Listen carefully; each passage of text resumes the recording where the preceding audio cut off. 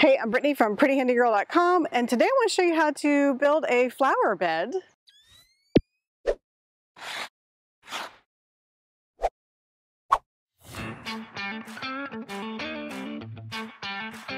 Hey all, it's fall here in Raleigh, North Carolina, and it's the best time of year to plant a new flower bed. The summertime can be very hot and can put too much stress on new plants, so fall is the perfect time to plant. This lets the plants go dormant during the winter, then when spring comes, they will send out new roots and shoots. Today I'll show you the absolute quickest and easiest way to put in a new garden bed or flower bed in your yard. I needed to replace our old mailbox after it got hit by a truck. You can see the post split in half vertically.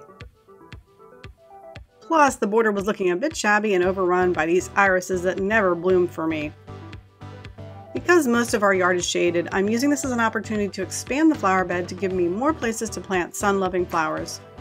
I usually DIY my projects solo, but today I had some extra muscle thanks to my friends at Stihl. They sent me the KMA 130R, also known as the Combi system, to use. This is a battery-powered power head which can be used to run a wide variety of tools. The battery is worn backpack style and has a very long run time. Having the Combi system has allowed me to free up a lot more space in my shed because I only have to store the power head and the attachments versus a lot of separate machines. And as you probably already know, I'm a huge fan of Stihl's battery-powered tools because they don't use gasoline and I don't end up smelling like a gas station after I'm done working. I may smell like sweat though. Alrighty then, let's get going on creating your beautiful flower bed in no time. Before doing any digging, call your local utility company and ask them to mark any buried utilities near where you intend to dig. First, remove any plantings and obstacles in your way.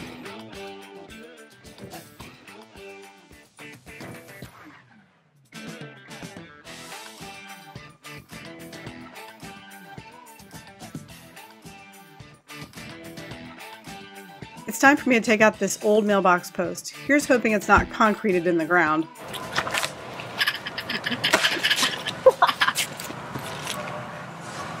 Oh, I should have sidekicked it. I should have sidekicked it. I just pushed it. Was it so rotten? Yeah, at the base it was.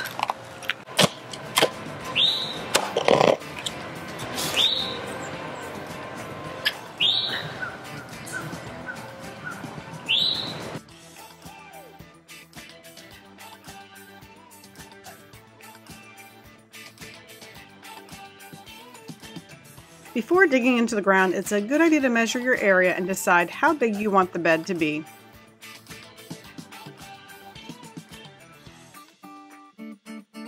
I built this obelisk to hold the mailbox, and I'm putting it into position so I can be sure to make my bed big enough. If you like the obelisk, subscribe to my channel and hit the notification bell so you'll be alerted when my tutorial for building it goes live. To create elegant curves, use a garden hose to help visualize the flower bed shape. It's also helpful to position your plants and any structures into the bed. Then use a can of spray paint to outline your flower bed. At this point, you can choose to take the manual path and use a shovel to dig around the edge of your flower bed and dig up any grass.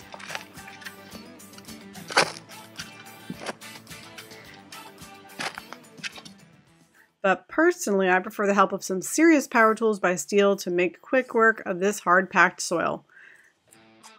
Before using any power tools, you must choose proper protective equipment. Wear closed-toed shoes, safety glasses, and hearing protection. Stihl makes Bluetooth-enabled ear protection so you can jam out while working. And last but not least, grab your gloves because we're going to get dirty. Let's get busy. To quickly outline the flower bed, I use the Stihl Bed Redefiner tool. This tool actually created the perfect width border for me to add concrete pavers in later. My husband is kind of protective of his grass, so I told him I'd try to save some of it so he could patch bare spots in the lawn. Getting the grass cut out will help speed through the next step, but it's not necessary. Time to swap out the Bed Redefiner with the mini cultivator. You can see how easy it is to switch the attachment heads. All you have to do is make sure the arrows are joined on the shaft, then tighten the knob. And now we're ready to rock and roll.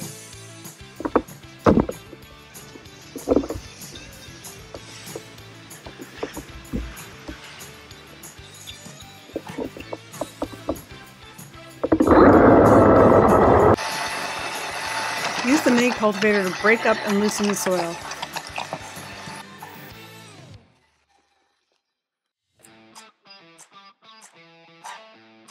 You'll know you're done when the cultivator moves much more freely in the earth.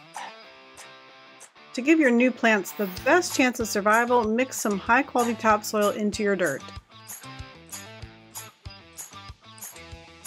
And for good measure, I like to add some of my own compost into the mix. I'll link to my tutorial on how to start and maintain a compost pile in the description below. It also happens to be a very happy home for lots of earthworms. Give the compost and the topsoil a good stirring with the cultivator, and now we've reached my favorite step. Before I could plant the flowers in my bed, I added the obelisk and leveled the legs while my boys played a little touch football. I promise to give you all the details on building and installing the obelisk in another video. If you have plants elsewhere in your yard, you can divide them and replant them in your new garden bed. Irises are especially happy to be divided and replanted. Dig a hole twice as wide and at least a few inches deeper than what you are planting. Add several inches of rich topsoil and compost to the bottom of the hole, then set your plant into the hole. This gives the roots an easy time when growing. Then fill around the plants with more good quality soil. Be sure to press the soil firmly into the hole and around the plant. Air pockets are not good for roots. For plants you buy at the nursery, be sure to break up the root ball and free the roots so they can grow out and away from the plant. Time for me to blow all the leaves out of the flower bed. This time of year it's a constant chore keeping the leaves blown, especially because my husband's a bit protective of his grass. The leaf blower attachment for the Combi system is very powerful, as you can tell because this pile is being blown uphill. Adding a layer of mulch around the new plantings has many benefits. It protects the new roots from the harsh temperatures, retains moisture around the plants, and it looks nice. Speaking of moisture, it's important to water new plants daily for 2 weeks and then on occasion when there isn't any rainfall or snow for a while. And now we've completed putting in a new flower bed in record time. Give yourself a big round of applause. Also, a big thank you to Stihl for sponsoring this project. If you're looking for new and more powerful lawn and garden tools this fall, look for the orange and white Stihl logo. And if you want more room in your storage area, because who doesn't, check out the Combi system. You can thank me later. Now let's admire my new flower bed. Feel free to leave me a comment or ask questions below. By the way, I'll show you how to add that paver border in another video.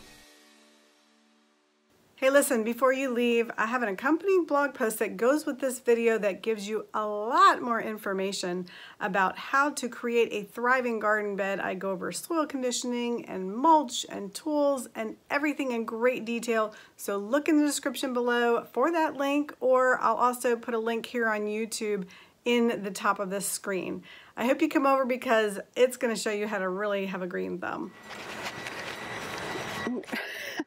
I can't even see myself. Try that.